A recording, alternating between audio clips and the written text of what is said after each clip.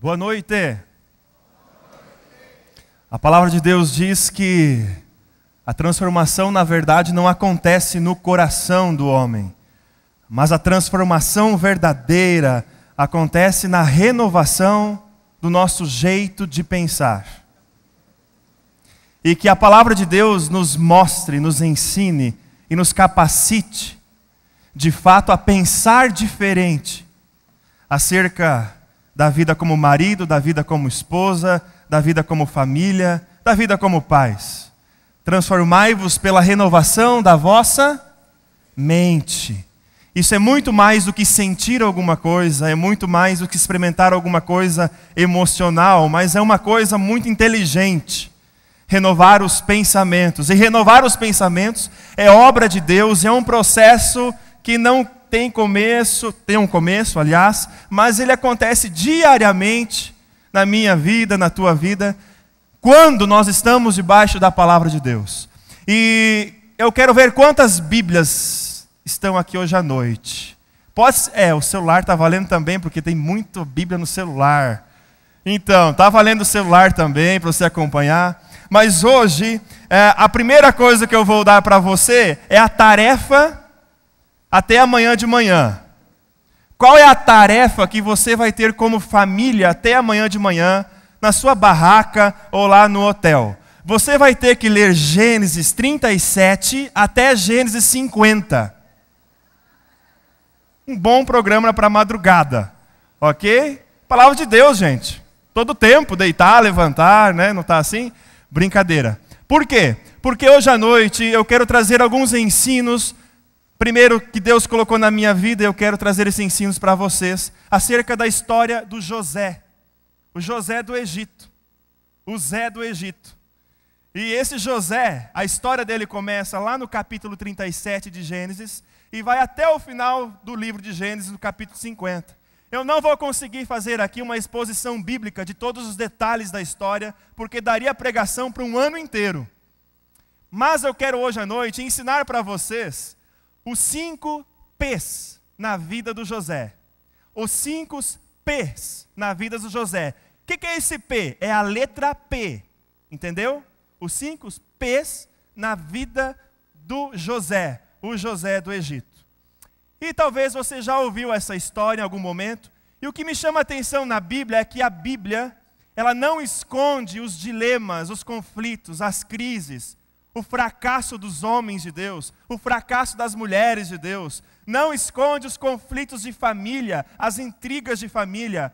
E isso dá mais crédito ainda para a palavra de Deus, mostrando realmente quem eu sou. E a palavra de Deus mostra quem você é, como é os relacionamentos. Não há nada de mágico, mas só há a realidade do ser humano na palavra de Deus. E esse amigo José, talvez você já ouviu falar, você já sabe algumas coisas. Filho de Jacó com Raquel. Raquel é a amada de Jacó. E por ser a amada de Jacó, depois de muito tempo pedindo um filho, nasce o José.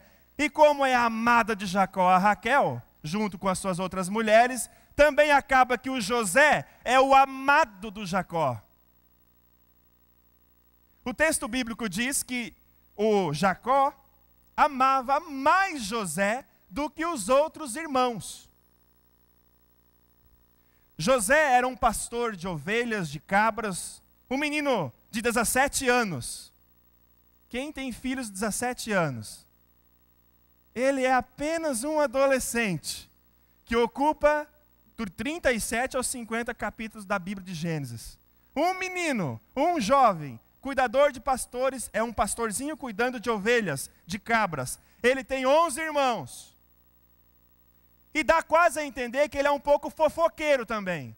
Porque diz o texto lá em Gênesis 37 que ele contava para Jacó todas as coisas que os irmãos faziam de mal. Isso nem acontece de casa com os irmãos, né? Trazendo notícia para o pai. Pai, ele fez isso. Mais ou menos o José tinha essa postura de trazer informações da mal conduta dos seus irmãos. Com isso também nós vamos entender que ele cresce observando seus irmãos de uma má conduta, como diz o texto bíblico. embora amado pelo pai. E tão amado pelo pai, que o pai dá a ele túnicas coloridas de linho. E dar túnicas coloridas de linho para um filho, quase é dizer que você é o meu rei. Na verdade, na história do José, nós vamos entender para frente o que significa isso. Mas é isso que acontece dentro de casa. Existe sim a preferência por um filho. E apresenta-se no texto bíblico, sim, os conflitos, porque se prefere um filho. E um dia o José, ele é um grande sonhador. Você vai ler a história, você vai ver vários sonhos que esse homem tem. O José tem um sonho num campo, o qual os feixes de trigo, são 11 feixes de trigo, que se curvam diante de um feixe de trigo. E pior do que isso, ele não só sonha e fica para ele vai contar para os irmãos. Eu tive um sonho de 11 feixes de trigo que se curvam sobre um feixe. E os irmãos entenderam, ele é o amado do papai, e agora só falta dizer que nós vamos se curvar diante dele. Tá de brincadeira. E ainda é o caçulinha da casa. Quem ele acha que ele é? E aí, abra a tua Bíblia comigo em Gênesis 37, o versículo 24. Gênesis 37, versículo de número 24. E lá está dito assim: os irmãos, enraivecidos já com a situação do José, está escrito assim: depois o pegaram e o jogaram no... mais alto. Pegaram e jogaram José no poço, que estava vazio e seco. O primeiro P da vida de José é o P de poço. O P de poço. Irmãos queridos, não foi pessoas estranhas que pegaram esse sonhador, esse irmão tão amado, mas tão ousado no que ele diz, e jogaram para dentro do poço. Não foi inimigos de outros países, mas os seus próprios irmãos jogaram dentro do poço. Porque também é assim na nossa vida. As pessoas que nós mais amamos é as pessoas que nós mais ferimos. É as pessoas que nós mais machucamos. Não dói a ferida que vem de fora, mas dói a ferida que vem de dentro, das pessoas que nós estamos envolvidos e que nós amamos. Também é verdade que nós jogamos pessoas para dentro do poço, pessoas que nós amamos, ferindo e machucando com palavras e com ações. Esse é o primeiro ensino que você precisa levar essa noite. O José não foi jogado por gente estranha, mas jogado pelos seus próprios irmãos dentro de um poço vazio e seco. O outro ensino do P, de poço, é que a tentativa de jogar o José dentro do poço é a tentativa de se desfazer de um problema. O poço é a alternativa, é o jeito de jogar o José e afastar e tentar resolver um problema que nós temos. O poço é a tentativa que nós usamos de afastar os conflitos, ou achar que eles não existem, que Cristo não existe, não tem nada, problema nenhum. E a gente vai tapando, vai escondendo, vai colocando no poço as coisas, fingindo que não acontece, e de repente, grandes tragédias acontecem na nossa casa. O poço, por tantas vezes, é uma tentativa de empurrar um problema, fingir que ele não existe, ou não querer encarar esse problema. Em vez de nós resolvermos a crise, em vez de nós encararmos a crise, em vez de nós lutarmos pela crise, desenvolvermos, lapidarmos ela, nós fingimos que ela não existe, escondemos. Mas tudo que você esconde vivo, permanece vivo, e continua doendo, e continua ferindo, e continua machucando. Repito. Tudo que você finge que não acontece, que você enterra na vida, acha que está resolvido, permanece vivo na tua vida, continua machucando você, continua lembrando você da crise, dos conflitos. O P de poço, o P do José. Gente, pode parecer muito estranho o que eu vou falar agora, mas doente é uma casa que não tem conflito. Muito estranho talvez essa frase não cair no teu ouvido. Mas doente é uma casa que não tem conflitos. Porque os conflitos, as intrigas, as brigas, fazem parte dos relacionamentos de qualquer tipo de relacionamento. E é melhor você dizer que na tua casa tem crise, que na tua casa tem conflitos, do que você fingir ou empurrar para dentro de um poço, achando que já está tudo resolvido e vamos deixar assim. As crises, os conflitos, é o jeito de Deus polir a minha vida, é o jeito de Deus trabalhar na minha vida. Crise é bom, gente. Conflito é bom, porque é o jeito que Deus trabalha na minha vida. É nas crises que eu e a Suzana se polimos uns ao outro. A gente precisa trabalhar e não ignorar. Precisa encarar e não esconder e fugir do problema. Talvez os irmãos pensaram assim, vai ser fácil, vamos jogar ele no poço. Primeiro, na verdade, tentaram matar, mas aí tiveram piedade. Vamos jogar no poço e deixa aí. E depois, o pior disso, aparece uma oportunidade para negociar o irmão. Imagina você com um irmão desse. Imagina um irmãozinho desse na tua igreja. Vender o próprio irmão. Primeiro tenta matar, depois tenta esconder e deixar morrer dentro do poço, mas daí dá um negócio. Se negocia o irmão. Uma casa que não tem conflitos é uma casa doente. Porque conflito é lugar que Deus trabalha na minha vida e na tua vida. E se não tem crise, se não tem problema na tua família, como tantos problemas nessa casa, talvez é porque só tem uma voz que dá todos os comandos nessa casa. E quando só um manda na casa, não dá briga mesmo. Não, em casa não tem problema nenhum. É que todo mundo diz sim, Senhor. Aí não dá briga mesmo. Mas tantas ficam enterradas dentro do poço. Quantas mulheres jogadas dentro de um poço. Quantos maridos jogados dentro de um poço. E quantos filhos jogados num poço. Porque nós pais não queremos enxergar os problemas dos nossos amados José.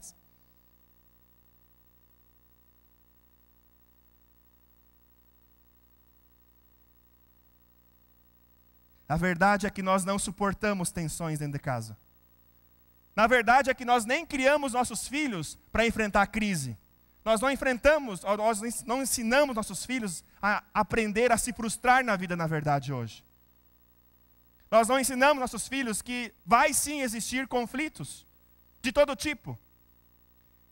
E que não é para jogar o irmãozinho no poço, mas é para encarar e resolver o conflito. O importante é que nessa família de José, não é só o José um problema, mas os irmãos são um problema. O pai é um problema porque ama demais.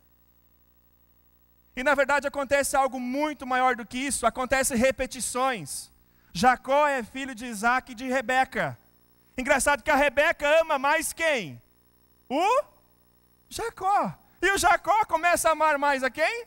O seu filho, o José. Gente, nós aprendemos da nossa casa todas as coisas. Se é adúltero, a pergunta é: aprendeu com quem? Se o problema é álcool, aprendeu com quem? Se o problema é gritar e xingar, aprendeu com quem? Porque nas famílias é assim. Vai se repetindo moldes. Vai se repetindo jeitos, bons e ruins. E isso acontece aqui nessa casa. Já é uma história de longas gerações atrás. Engraçado que o Jacó precisa fugir do Esaú, seu irmão. Mas agora o filho de Jacó, o José, não só foge. Ele não foge, não dá tempo. Primeiro, quase morto. Segundo, jogado no poço. Em vez de fugir, tu vai ser vendido. As coisas vão se repetindo. Engraçado que quando começa um pecado, precisa de mais um pecado. Ou, quando começa uma mentira, precisa de outra mentira. Porque esses filhos precisam chegar diante do homem Jacó, que é pai de José e seus pais, e dizer o seguinte: olha, um animal selvagem matou o teu filho amado. Mentira. E é mentira sobre mentira dentro de um lar. E interessante também que eles não só trazem uma mentira para Jacó, mas eles esquecem que eles estão dizendo para um pai: o teu filho foi comido por um bicho, por um animal selvagem. É gerar dor no coração de um pai. É mentira, é pecado. Eu fico imaginando Jacó, um pai chorando a morte do seu filho. É interessante que nós também jogamos as pessoas que nós amamos no poço. Várias vezes durante o dia, várias vezes durante a semana, quando nós não sabemos usar as nossas palavras com quem nós amamos, quando nós não temos jeitos, nós não temos ações que condizem com o amor, que é entregar a minha vida ao outro, quando nós não nos respeitamos dentro de casa, quando nós simplesmente nem mais nos olhamos dentro de casa, quando nós não mais abraçamos dentro de casa, quando nós temos que ficar vivendo mentiras dentro da nossa casa, e nós vamos jogando o cônjuge dentro do poço, jogamos nossos filhos, nós mesmos muitas vezes nos colocamos dentro de um poço. Primeiro ensino, P de poço. Só quero dizer uma coisa para você, meu irmão. Se o José saiu do poço, se o Daniel saiu de um poço, se o Jonas foi arrancado por Deus de uma baleia, se o Lázaro saiu de uma sepultura, Deus também arranca, nos arranca e arranca todos aqueles que nós lançamos dentro dos poços da vida e dentro da nossa casa. Deus faz isso. E Deus quer fazer isso. Pense um pouquinho agora. Quem você desfez e jogou lá dentro? E eu estou falando aqui de marido, esposa e filhos, mas talvez o seu pai, a sua mãe, a sua família que está atrás de você. Quem está dentro do poço? Ou quais são os problemas que você não quer encarar e resolver, e você prefere colocar no poço, porque daí está lá dentro e deixa lá. E existe uma expressão aqui bíblica que foi num poço vazio e seco. Quantos relacionamentos diários, dia a dia, que são na verdade relacionamentos secos e vazios. E se é seco e é vazio, é morto. E precisa receber vida. E é isso que Deus quer fazer. Dar vida. Deus quer fazer isso contigo. Dar vida. E Deus faz de tudo para tirar do poço e dar vida. Esse é o primeiro P. P de... Está muito fraco. P de... Agora foi um poção. Muito bom.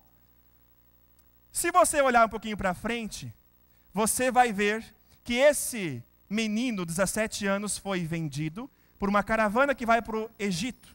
E no Egito, de repente, esse menino, ele passa a ser um administrador de excelência. Tem toda uma história, eu vou resumir ela assim. Do poço, ele vai para o Egito. E do Egito, do poço, ele se torna um grande administrador. Se torna um grande homem, com grande sabedoria. E o texto bíblico diz que o José era do tipo bonitão. Era do tipo moço bonito. Era do tipo galã. E o que acontece é que de repente, a mulher do Potifar, chefe do Egito, começa a bater os olhos no José. Porque quando nós saímos do poço e nós vamos para o sucesso nos coloca na vitrine. E na vitrine todo mundo olha. E o José passa pelos olhares dessa mulher. Sabe por quê? Porque a cobiça começa no olhar. A cobiça começa no olhar. E a cobiça, ela começa no olhar e vai para o coração pecador, que está cheio de cobiça.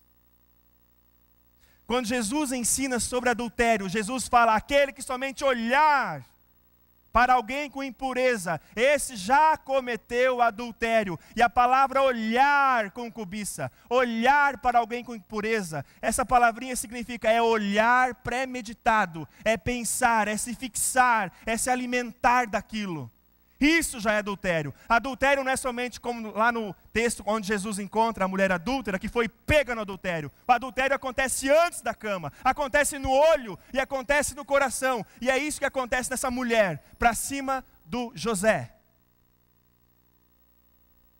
Diz o texto bíblico que José não foi tentado uma vez, não foi tentado 2 vezes, mas diariamente essa mulher convidava José para ir à cama, para ter relações.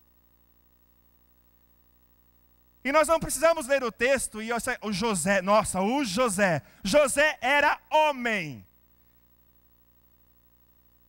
José tinha vontades.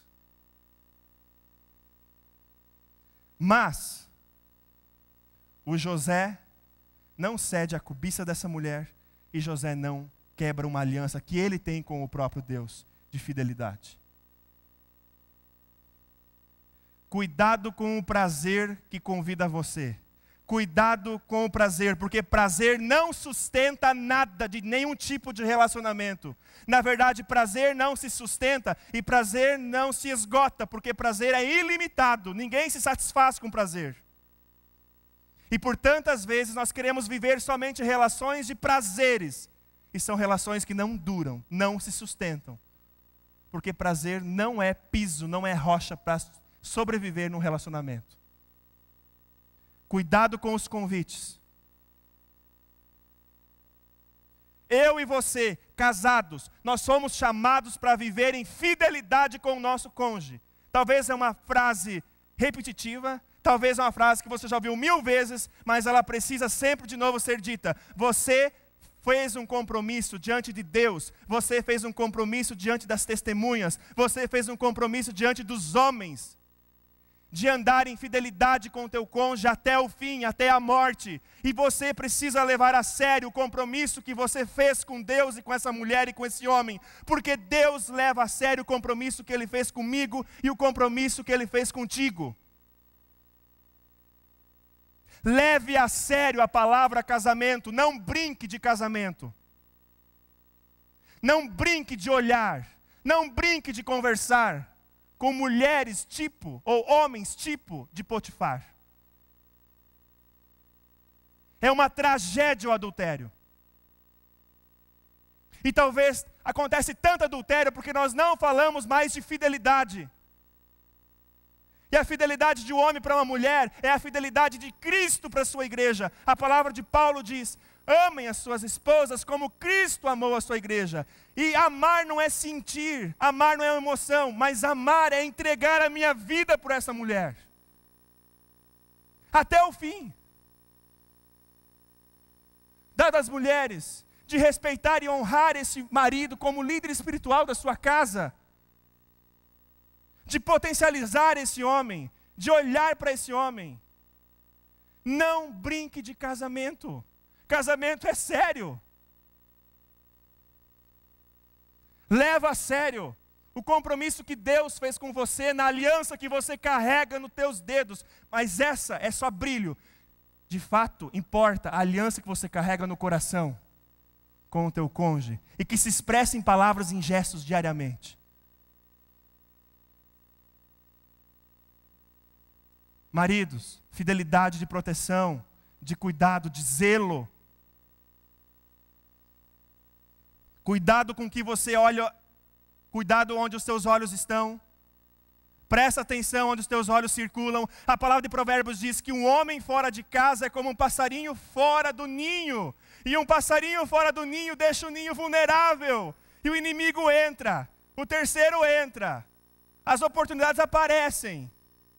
E de repente tem muita lágrima, muito choro e muita desgraça nessa casa.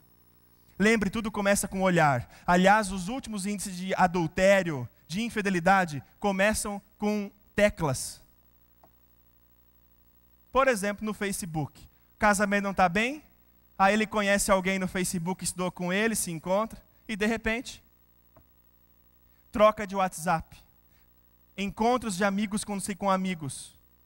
E de repente os olhos saem da esposa, saem do marido, saem dos filhos, saem da casa. E você começa a vagar os pensamentos. E de repente, quando você viu, você está lá onde você não deveria estar.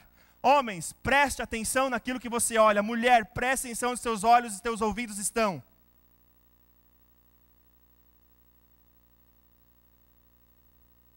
Sem falar, homens, mulheres, homens em especial. Tudo leva no físico, por exemplo, com pornografia. Não pense que adultério é só você ir fisicamente com alguém para a cama. Começa ali. Com os dedos, com os olhos. E de repente, quebra essa aliança de compromisso de vida.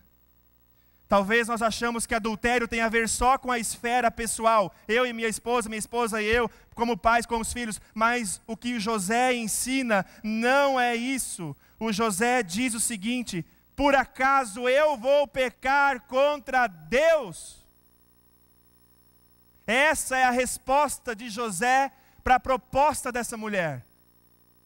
Muito mais do que trair a confiança daquele que está acima de mim, o Potifar aqui no Egito, eu estou pecando contra o próprio Deus. E nós precisamos entender a seriedade do casamento, porque pecar também é sério. Você não peca só contra o teu cônjuge, você peca contra o próprio Deus. Essa foi a tragédia da vida de Davi. Um grande homem, um grande rei, um grande conquistador, mas que se perdeu no olhar. E se perdeu no adultério. E que trouxe desgraça para a sua vida. E trouxe desgraça para a vida das suas gerações. Talvez não precisamos falar tanto sobre adultério. Mas temos que falar mais sobre fidelidade. Não brinque com sexo. Porque é sagrado, divino e é presente para o casamento. Não brinque. Leve a sério. Cuide. Preze. Nós precisamos conhecer, sabe o quê? As Escrituras para não pecar. É o que o profeta Oséias já nos disse. Jesus ensinou: nos livre das tentações. E Jesus deu um alerta aos seus discípulos: vigiem. Maridos, vigia a tua casa. Vigia com os teus olhos e o teu ouvido. Mulheres, vigia. E pais, vigiem.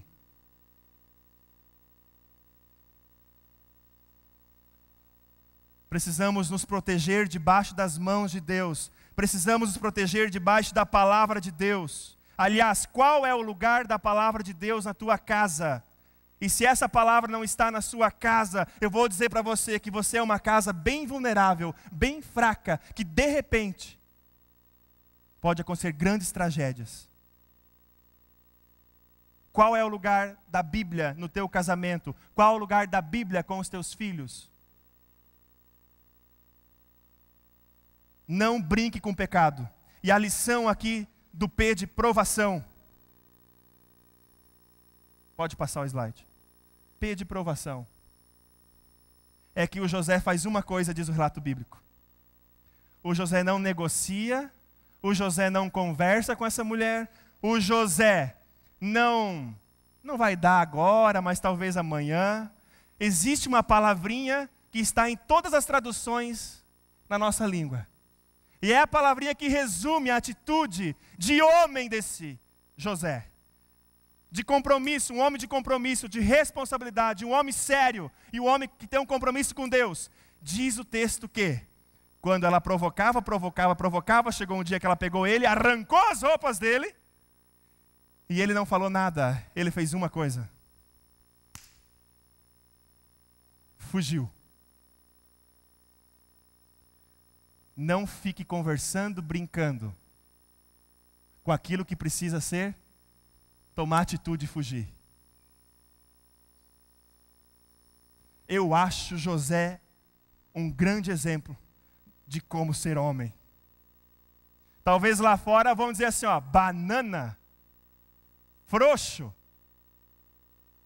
Mas para Deus, que homem que prova na tentação, debaixo da mão de Deus, fidelidade e compromisso com Deus e com o seu chefe, em não pecar contra o seu chefe Potifar e não pecar contra Deus. E aí, acontece que o José, ele é pego por essa mulher, ela arranca as suas roupas, e eu fico imaginando José correndo no palácio. Eu não consigo nem imaginar, na verdade. E aí vem a mentira, porque com o adultério vem mentira, vem engano, vem poço para tapar também as coisas. E o que acontece? Acontece que ela então começa a mentir e dizer que era o José que pegou ela à força. E quando Potifar sabe disso, Potifar pega o José e da administração do palácio, coloca ele aonde? Dentro de uma prisão. José sai do poço, vai para o auge, para a administração do Egito, e de lá ele vai de novo para onde? Para a prisão. Se passa dias, se passa meses, se passa anos com José. E aí vem o que nós temos lá em Gênesis 39, Gênesis 40, a prisão. E aí nós temos o terceiro P, que é o P de paciência. Paciência. E por que paciência na vida do José? José foi preso, se passa 2 anos, para depois ele sair da prisão, em revelações de sonho que você vai ler na barraca. E é interessante que José foi vendido com 17 anos, e lá no final de Gênesis 50, 49, diz que José morreu no Egito com 100 anos. José passou a vida no Egito.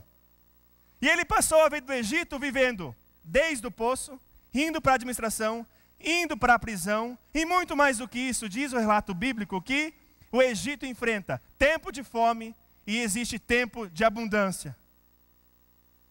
Se passa dias, se passa anos na vida desse menino. E muito mais do que isso, o José carrega durante todo esse tempo poço, prisão, administração, tentação, provação. Ele carrega no coração a história de que ele foi vendido. Ele carrega as marcas e a dor de ser vendido pelos seus próprios irmãos. Ele carrega no coração a saudade da sua casa, a saudade da sua terra. E é normal que seja assim para esse homem. E nós precisamos também aprender com o P de paciência, com as provações, com as prisões, que tudo na nossa vida tem um tempo. E também as crises, as prisões, o poço, também tem tempo. É engraçado. Viver intriga 2 anos e querem resolver em 1 dia. Aqui em São Bento do Sul tem o Serene. Então toda terça-feira eu vou lá. E o Serene faz um tratamento de 6 meses, com a possibilidade de mais 3. Só que ele usou droga 25 anos. E assim também nossos relacionamentos, nós queremos resolver as coisas que nós fomos tapando, que nós fomos achando que nem era grande coisa, de um dia para o outro. E nós não conseguimos lidar e ficar no meio de tempestades, no meio dos conflitos. E eu quero dizer para você uma coisa: se você está vivendo conflitos, se você vive crises, viva as crises, viva os conflitos. Quando eu casei com a Suzana, tu acredita que eu casei até para brigar? É. Tu acredita que eu casei até para ter conflitos? E a palavra de Deus nos ensina em Eclesiastes isso. E parece que a gente não aprende. Há tempo de nascer, há tempo de morrer, há tempo de abraçar e há tempo de deixar de abraço. Há tempo de ganhar, mas há tempo de perder. Há tempo de nascer, mas há tempo de morrer. E também é assim nos relacionamentos. Há tempos que há fartura, há tempos que há bonança, mas vem tempos que são difíceis, escassos. E nós precisamos viver esse tempo, porque esse tempo também é de Deus para mim e para você. Nós lemos Eclesiastes 3 achando que só nascer é de Deus, nós achamos que só ganhar é de Deus, só costurar é de Deus, só a paz é de Deus, mas o texto diz que todo tempo é tempo de Deus, e Deus tem um propósito para todas as coisas. E Deus também tem propósito quando a casa não vai bem. Tenha paciência para resolver as crises, para resolver os conflitos. Tenha paciência quando tem prisão. Tenha paciência quando vem o poço. Tenha paciência quando falta comida. Tenha paciência. Não saia correndo para todos os lados. Não se desespere. Se abrace e busque ajuda no tempo que precisa para curar as feridas que foram deixadas.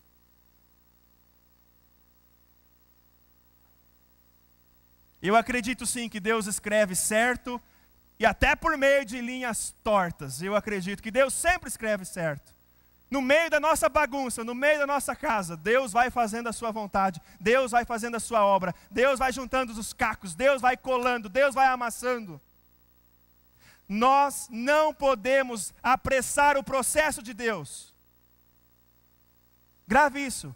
Não apresse o processo de Deus na tua vida, porque o pó e o barro não questionam o oleiro. Mas o oleiro compete amassar, compete moldar, quebrar, fazer de novo, juntar os cacos, e Deus vai fazendo. Deus vai fazendo.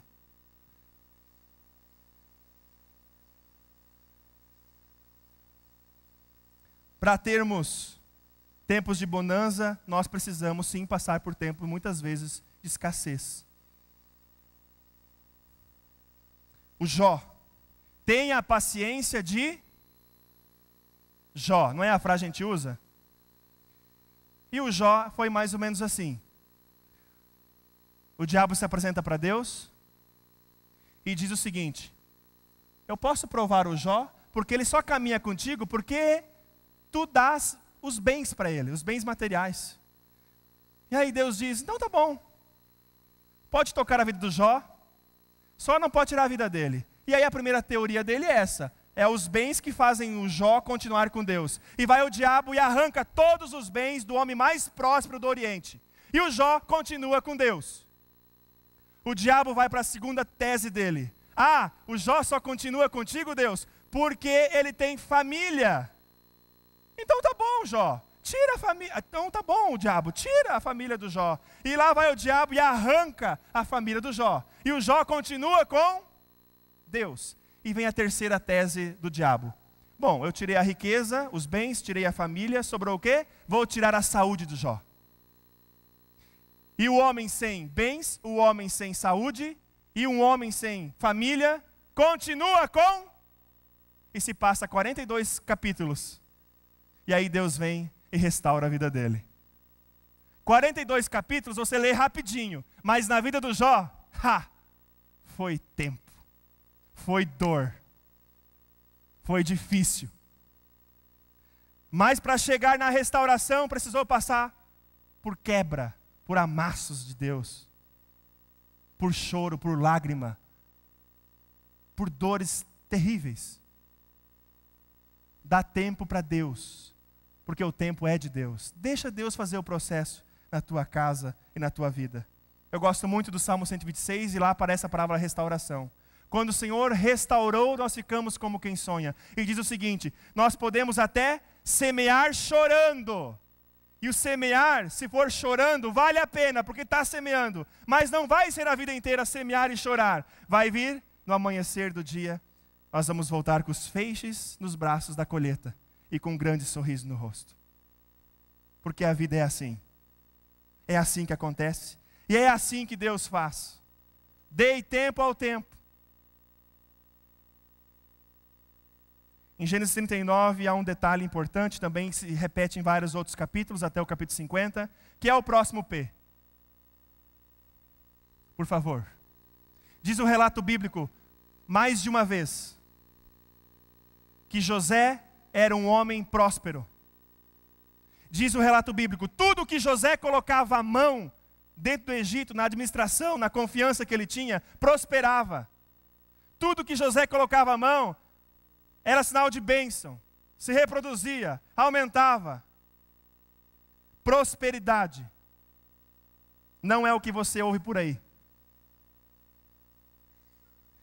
José é um homem próspero não porque ele sabia administrar. José não é próspero porque ele tem contabilidade. José não é próspero porque ele tem jeitos de articulação em relações de comércio. Ele não é próspero por isso. O texto bíblico diz que tudo que José colocava a mão prosperava, porque o Senhor era com ele. Gênesis 39 você vai ver isso. A prosperidade desse homem não é aquilo que ele fazia, mas era a pessoa que estava com ele. Deus. Não vale a pena você sacrificar a tua família por sucesso. Todo sucesso fora da tua casa não compensa o fracasso da tua casa. Todo o processo, todo o sucesso, tudo que você pode se realizar fora de casa, não compensa o fracasso na tua casa. Grave isso. Processo na Bíblia é um homem e uma mulher que teme a Deus e que leva Deus a sério. E temor na Bíblia não é medo de Deus. Temor na Bíblia é saber quem eu sou e saber quem Deus é. E nós precisamos todos os dias, a partir da palavra de Deus, saber quem nós somos e saber quem Deus é. Um homem temente a Deus, esse na Bíblia é um homem próspero. Salmo 127, Salmo 128 diz o seguinte: o homem que teme a Deus é bem-aventurado. E bem-aventurado por quê? Porque ele senta na mesa com a sua esposa e com seus filhos. Esses filhos são a herança, presente de Deus na sua vida. Prosperidade não tem a ver com aquilo que você tem, com aquilo que você faz. Prosperidade tem a ver com o teu coração temente a Deus e que leva Deus a sério, as coisas de Deus a sério. E nós nunca vivemos uma situação como hoje, de famílias, de homens e de mulheres que não levam a palavra de Deus e não levam Deus a sério. E a igreja também está neste lugar que por tantas vezes não leva Deus a sério. Sentamos nas nossas igrejas com nossa família, viemos até em congressos, mas nós não levamos Deus a sério. Nós não sabemos no fundo quem nós somos, não sabemos quem Deus é. E queremos ser bem-aventurados e prósperos. Pais, eu quero dizer uma coisa para vocês. Invista nos filhos de vocês. Façam deles grandes homens, grandes mulheres, grandes profissionais, que tenham muito sucesso na vida. Só eu oro para que você consiga uma coisa fazer nos teus filhos. Que aonde eles estiverem, eles tenham você e tenham a mãe deles no teu coração. No seu coração. Que sejam homens de grande prosperidade na vida, mas que você consiga ensinar para os seus filhos o temor do Senhor. Para que eles carreguem você, papai e mamãe, no seu coração, aonde eles estiverem. E meu irmão, papai e mamãe, tema a Deus e ensina o temor a Deus aos teus filhos, para que os teus filhos te honrem como pai e mãe, e que eles tenham a misericórdia, o amor e o carinho e a paciência para cuidar de você na tua velhice. A gente investe em tudo, e não tem um filho no final da vida, para ver-nos morrer como pai e mãe, e nos dar a mão e nos cuidar. Aonde você está investindo? O que que você acha que é próspero? Qual é a prosperidade que você quer para os teus filhos? Qual é a prosperidade que você quer como marido, como profissional, como mulher? Na Bíblia não é ter, na Bíblia é ser. Temente a Deus. Não estou dizendo que não pode ter, mas não pode ter sem não ser temente a Deus. Se passa a história, e nós chegamos lá no capítulo final. Entre idas e vindas, você tem que ler todo o texto. Eu não posso falar todo dele aqui. Mas o faraó tem um sonho. E o sonho é que haverá tempos, segundo a interpretação de José, haverá tempos de fome e tempos de abundância. Agora era tempo de abundância. José administra e recolhe todos os mantimentos para o Egito. Vem os 7 anos de fome. E vem fome para quem? Para os irmãos de José. E para a família de José. Que vão buscar recurso aonde? No Egito. E de vários encontros de José com seus irmãos, os irmãos não reconhecem José. Eles pedem comida para o José e não conhecem quem é José. Não conseguem reconhecer. Mas os textos dizem que José reconhece logo seus irmãos. E eu nunca vi um relato bíblico, uma história bíblica, onde um homem chora tanto como José. Diz o texto que o José, quando viu seus irmãos, ele saiu e ele ficou sozinho. E ele chorava que o palácio todo ouvia. E você pode pensar, ele deve estar chorando de raiva, porque agora ele vai pegar esses irmãos. Ele não vai dar comida para esses irmãos. Não, todas as vezes que José chora, é emocionado e alegre por poder encontrar os seus irmãos, mesmo nessa história que Deus conduziu desse jeito.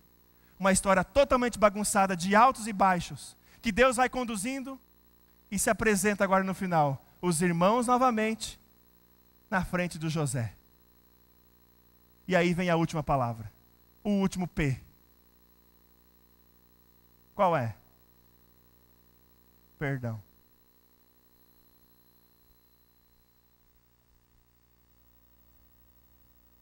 A gente cura muita ferida e muito machucado chorando.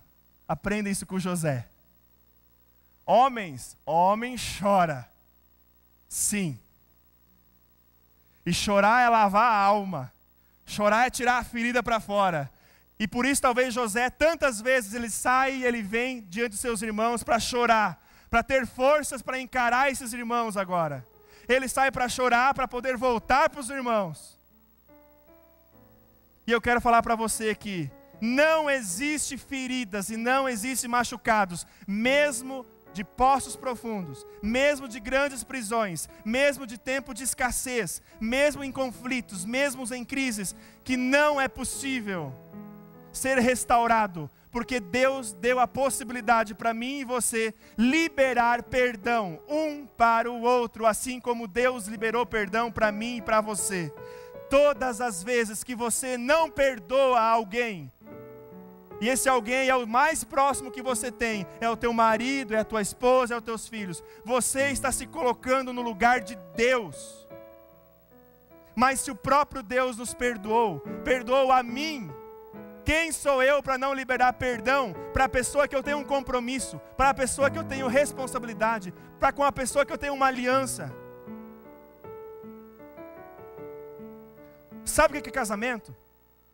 Sabe o que é família? Família é a comunhão de um monte de gente que vive arrependimento e vive perdão. E é diário. É impossível você querer viver o teu casamento. É impossível você querer ter filhos sem você e sem os teus filhos. Sem as pessoas que estão debaixo da casa viverem todos os dias arrependimento e perdão. Arrependimento e perdão. Do jeitinho que Jesus Cristo ensinou. E do jeitinho que Jesus fez na cruz.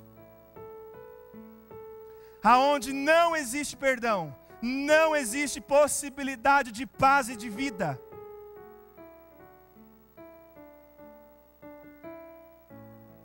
Não existe reencontro. Não existe reencontro se não tem perdão. Não existe fazer de novo e reconstruir se não tem perdão. Então o adultério termina com tudo, pronto. Então a briga termina tudo ali mesmo.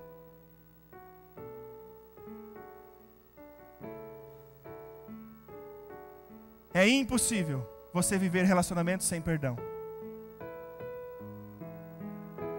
E perdoar não é esquecer, como nós vimos hoje de manhã.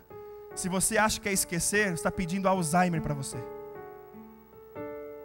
Demência para você. O único que esquece os pecados e que perdoa os pecados e que esquece é o próprio Deus. Ele sim esquece e não faz lista dos pecados como nós fazemos. Deus sim pega os nossos pecados em arrependimento e em confissão e lança no mais profundo do mar.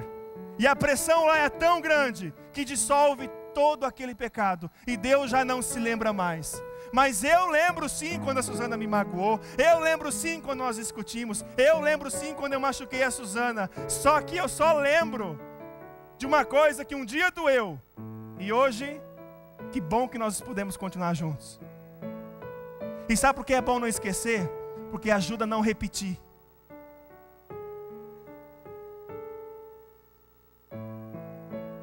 Perdoar é juntar os cacos. E às vezes nossa casa está um caco. E só tem um jeito: perdoar. Caco porque nós usamos nossa boca para amaldiçoar quem nós dissemos que nós amamos. Às vezes abraçamos mais os de fora do que os de dentro da própria casa. Damos mais cola e atenção para quem está fora do que dentro de casa. E vira caco mesmo. Quando José encontra seus irmãos, ele não somente livra os seus irmãos da culpa que eles carregam no seu coração.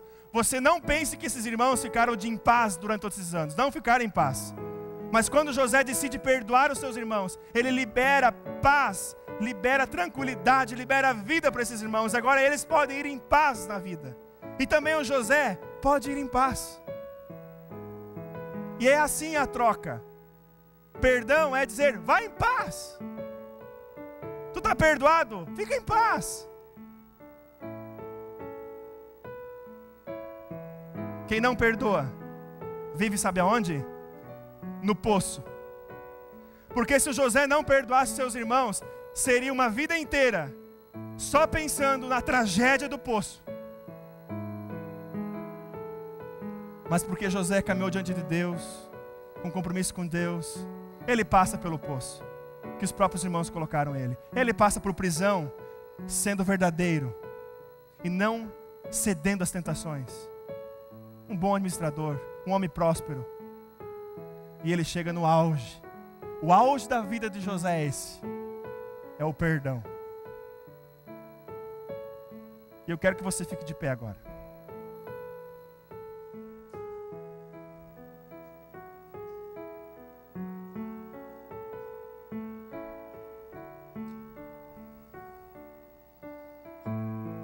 Quando você está diante de Deus, quando você vive em temor a Deus, como José viveu.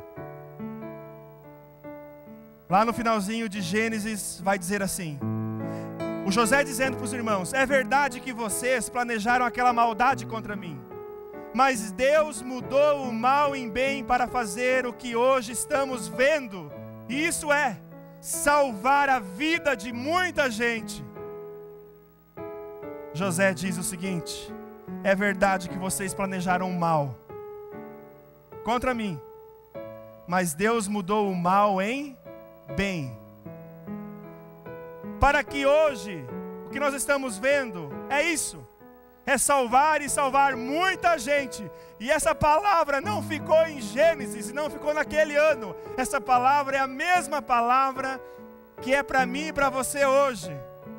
Por causa do perdão, por causa do reencontro, por causa do perdão de Deus, nós estamos aqui só para fazer uma coisa, para salvar muita gente. E o perdão quer salvar muita gente. O perdão quer salvar muitas famílias, quer reconstruir muitos casamentos, quer trazer filhos para perto dos pais e pais para perto dos filhos. Eu quero que você fique bem próximo da tua casa e da tua família agora aqui, bem próximo.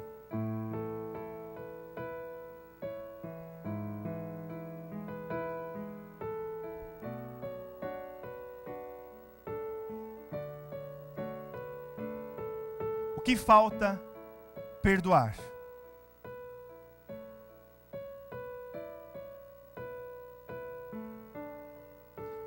Quais são os poços do qual você foi lançado dentro e você vive desse poço ainda, porque não consegue perdoar? Quais foram as tentações que os teus olhos já foram para elas e você não confessou para o teu cônjuge? É interessante, a gente confessa até pecado uns para os outros fora de casa, mas diante da minha esposa confessar pecados, como é difícil. O que falta confessar para tua esposa e para os teus filhos? O que você como filho precisa confessar ainda em arrependimento para os teus pais? Onde você tem investido tempo? O que é próspero para você? Sabe o que é próspero? É esse último versículo. A casa onde há salvação. E Jesus convida você a trazer a tua família diante da cruz de Jesus. Jesus que arranca do poço, Jesus que arranca da prisão, Jesus que não só vive tempo de escassez, mas dá tempo de abundância, Jesus que nos ajuda a não cair em tentação, Jesus que nos coloca diante do irmão e dizer assim, ó, meu irmão, vem aqui, vem aqui. Eu não quero ficar no poço a vida inteira, e por isso eu te perdoo. Porque Deus me tirou do meu poço já. Quem sou eu para não tirar você do poço e eu sair do poço, cara? E aí a gente precisa fazer com o nosso cônjuge, a pessoa que a gente ama. E eu quero convidar você para que você feche os teus olhos.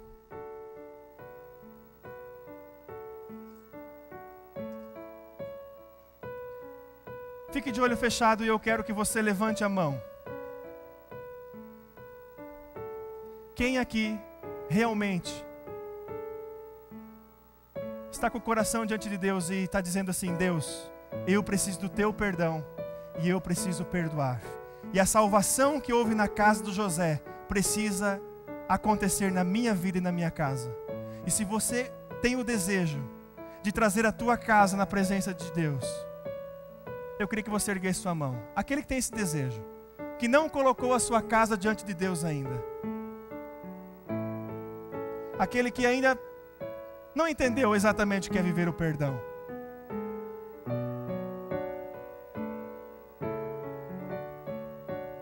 Aquele que não está colocando as forças onde realmente deveria para ter prosperidade.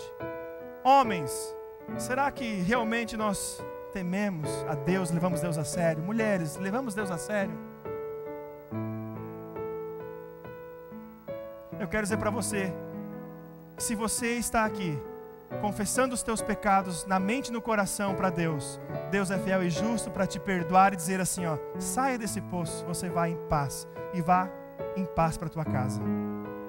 Mas não fica somente você e Deus. Eu quero convidar você, que você ao sair daqui hoje à noite, possa também se colocar em perdão diante do teu cônjuge. Confesse primeiro. Dê o perdão e saiba receber o perdão. Porque perdão é uma troca. É dar perdão e é receber perdão. Senhor Deus, eu quero te agradecer imensamente. Porque tu és bom e és bom em todo o tempo. E agradecer, Deus, por cada família que está aqui representada. E agradecer, Deus, porque tu tens uma obra. Tu tens planos e propósitos para cada uma família que está aqui. E ó Deus, eu peço que tu possas juntar todos os cacos espalhados nesse lugar. E que esses cacos possam se olhar, possam se perdoar, possam ser lavados no sangue de Jesus Cristo, derramado na cruz do Calvário. Ó Deus, que os braços possam se torcer, que de egoísmo possamos ir para o chão em humildade e dizer, me perdoa. E dizer, eu te perdoo. E sairmos daqui como casa que recebe salvação. Senhor Deus, todos nós temos poços, todos nós, Senhor, temos provações, todos nós almejamos prosperidades, todos nós, Deus, precisamos de paciência, e todos nós clamamos por perdão. Restaura o que precisa ser restaurado, e que aqui hoje muitos Josés possam dizer, a história foi toda errada, toda complicada, era mal, mas Deus transformou em bem. Amém. A melhor expressão que você pode dizer hoje à noite, estava tudo errado, uma família toda errada, uma história toda errada, toda cheia de altos e baixos, mas houve salvação. E tem jeito sempre. Com Deus sempre tem jeito. Amém? Vamos louvar a Deus com essa canção.